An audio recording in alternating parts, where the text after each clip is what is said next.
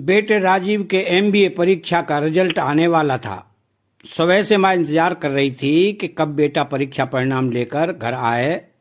माँ ने उपवास भी रख लिया था और भगवान के सामने मन्नत भी मांग ली थी कि अगर बेटा अच्छे नंबरों से अपनी एमबीए की परीक्षा पास कर ले तो वो और 3 दिन का उपवास रख लेगी।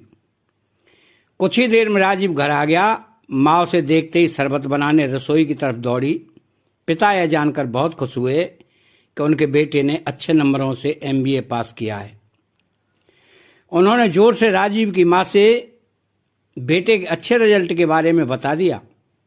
माँ जल्दी से शरबत का गिलास लेकर आई और बेटे को गिलास थमाते हुए उत्सुकता से बोली, बेटा जरा रिजल्ट तो दिखाओ, मैं भी तो जरा देखूं मेरे बेटे के कितने नंबर आए हैं। इस पर बेटे ने अपनी उपलब्धि पर गर्व करते हुए अपनी माँ को रिजल्ट का कागज तो दे दिया, लेकिन मजाक में चढ़ाते हुए कहा कि माँ यह अंग्रेजी में है, आप क्या खाके से पढ़ सकेंगी। यह सुनकर माँ की आंखों में आंसू आ गए, लेकिन वह खामोश रही। पिता ने अपनी पत्नी की उदासी को देखा और अपने बेटे को करीब बिठाकर उसे बताया कि बेटा तुम्हें मालूम नहीं है कि जब तुम माँ की कोख में थे उस समय हम बहुत गरीब थे। मैंने तुम्हारी माँ से कहा था कि अभी हमें यह बच्चा नहीं चाहिए, डॉक्टर के पास जाकर इसे नष्ट कर देते हैं, लेकिन तुम्हारी माँ बिल्कुल नहीं मानी। शायद वो अनपढ़ है इसलिए नहीं मानी और इसलिए तुम इस पृथ्वी पर आ गई। वो अनपढ़ थी इसलिए उन्होंने दिन रात कपड़े सीकर पैसे बचाए ताकि तुम्हें दूध दही की कमी कभी न रहे। जब तुम 4 साल के हुए तो तुम्हारी इस अनपढ़ माँ ने जिद करके गांव के अच्छे स्कूल में तुम्हारा दाखिला करवाया और सुबह 5 बजे उठकर नाश्ता बनाकर तुम्हें समय पर स्कूल पहुंचाती थी। दोपहर को घर का पूरा काम निपटाकर बिना आराम किए तुम्हें स्कूल से लाने जाती थी। तुम्हें सबसे अच्छे कॉलेज और ट्यूशन क्लास में दाखिला मिल सके इसलिए तुम्हारी माँ ने सिलाई के साथ साथ अचार पापड़ बनाने का काम भी दिन रात किया। जब तुम कभी बीमार पड़े तो पूरी रात तुम्हारी इसी अनपढ़ माँ ने जाग कर तुम्हारी देखभाल की और अगले दिन फिर सिलाई अचार पापड़ में लग गई।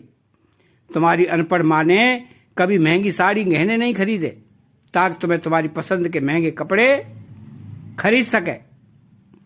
उन्होंने खुद अपने हाथों से तुम्हारे पसंद के कपड़े सिले।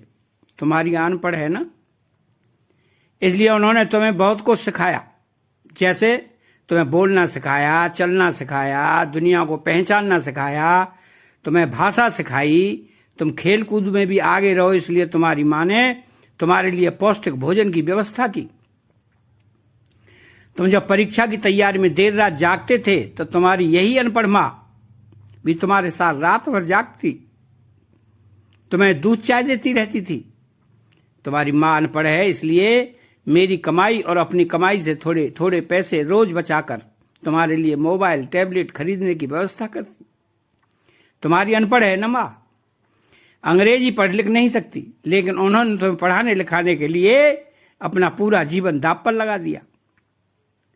यह सब कहकर राजीव के पिता चुप हो गए, लेकिन राजीव की आंखों में आंसू आ गए और उसने अपनी माँ के चरण छूते हुए कहा, माँ मुझे माफ कर दीजिए, मैं भूल गया था कि हर इंसान का पहला गुरु उसकी माँ ही होती है।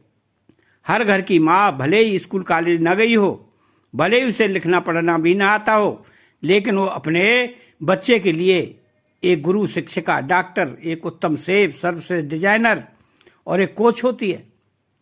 माँ के सामने मेरी शिक्षा, विधा और बुद्धि सब बौनी हो जाती है। ये सुनते ही माँ ने अपने बेटे को प्यार से गले लगा लिया।